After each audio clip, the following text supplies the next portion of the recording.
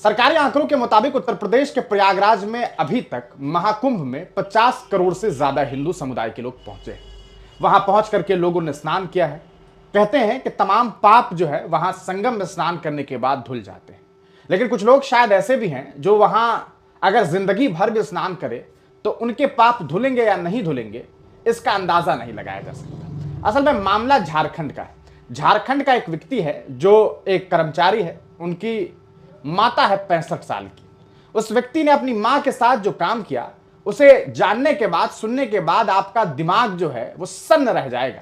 आप भले किसी धर्म मजहब से ताल्लुक रखते हो, लेकिन जो काम अखिलेश प्रजापति ने किया है उसे सुनने के बाद आपको सिवाय गुस्से के कुछ नहीं आएगा। अखिलेश प्रजापति जब महाकुंभ जाने का फैसला करता है उस दरमियान उसे लगता है कि यार उसकी मां को ले जाना मुमकिन नहीं है। ऐसे में वो अपनी मां को एक कमरे में घर के अंदर बंद कर देता है।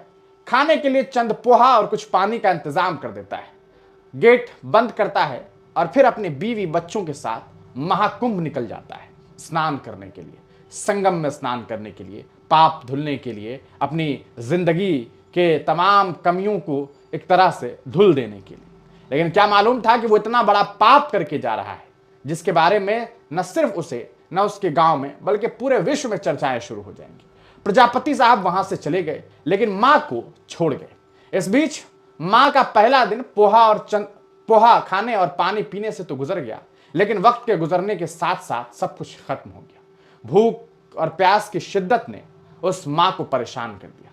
वो रोने लगी, चिल्लाने लगी, चीखने लगी।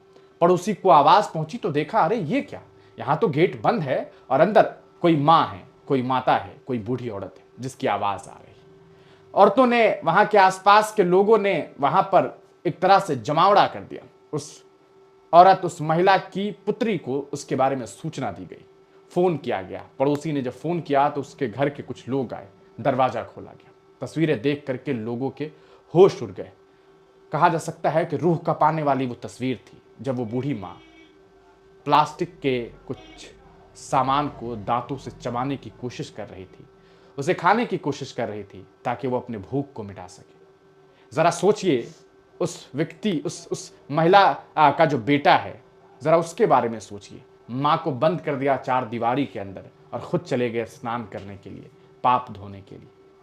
क्या ये किसी भी तरीके से मुनासिब है?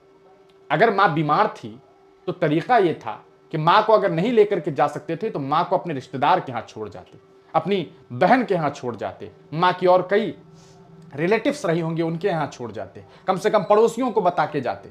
कुछ ऐसा नहीं किया। इस पूरे मामले को लेकर के प्रशासन ने उस व्यक्ति के ऊपर वैधानिक कार्रवाई करने की भी बात कही। कहा कि जिस तरीके से बंद कमरे में उन महिला को छोड़ दिया गया, ये कानूनी तौर पर भी अपराध है। और साथ ही साथ आपको बता दें, इस पूरे मामले में उस व्यक्ति की बहन का भी ये कहना है कि भाई को कम से कम मुझे सूचित करना चाहिए था, मां को मेरे पास छोड़ करके जाना चाहिए था।